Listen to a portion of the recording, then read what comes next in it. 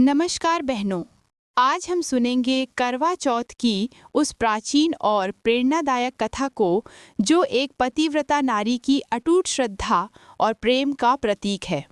यह कहानी है वीरवती की, एक ऐसी स्त्री की जिसने अपने पति के लिए उपवास रखा और अपनी सच्ची निष्ठा से मृत्यु के द्वार से अपने प्रिय को वापस ले आई।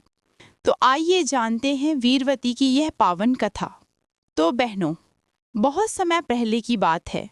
एक साहसी और धर्मपरायण स्त्री थी वीरवती। उसका विवाह एक वीर राजकुमार से हुआ था।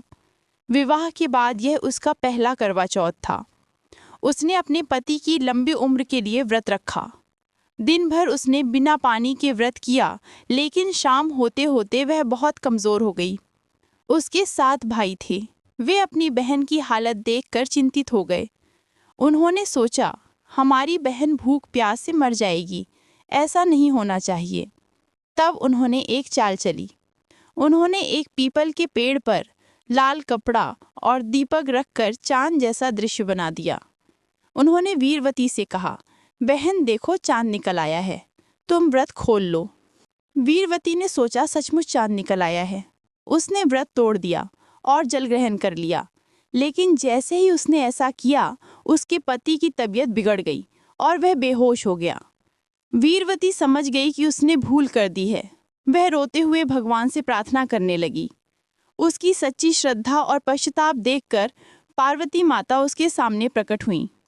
माता ने कहा, बेटी, यह सब तुम्हारे व्रत को बीच में तोड़ने का परिणाम है। अब तुम अगली पूर्ण करवा चौथ तक सच्चे मन से व्रत रखो, तुम्हारा पति स्वस्थ हो जाएगा। वीरवती ने पूरे वर्ष कठिन तप किया। अगली करवा चौथ पर सच्चे मन से व्रत रखा। माता पार्वती प्रसन्न हुई और उसके पति को जीवन दान मिला। तभी से यह मान्यता बन गई कि करवा चौथ का व्रत यदि सच्चे मन और पूर्ण श्रद्धा से किया जाए तो पति की उम्र लंबी और वैवाहिक जीवन सुखी होता है। संदेश: करवा चौथ हमें समर्पण, आस्था और पति पत्नी के बीच प्रेम और विश्वास का महत्व सिखाता है। यह सिर्फ एक व्रत नहीं, बल्कि परिवार और रिश्तों की प्रति निष्ठा का पर्व है। इस प्रकार वीरवती की सच्ची श्रद्धा और तपस्या ने उसके पति को नया जीवन दिया। तभी से करवा चौथ का व्रत नारी की आस्था, प्रेम और समर्पण का प्रतीक बन गया। यह पर्व हमें याद दिलाता है कि सच्चे मन से किया गया हर संकल्प, हर प्रार्थना अवश्य फल देती है।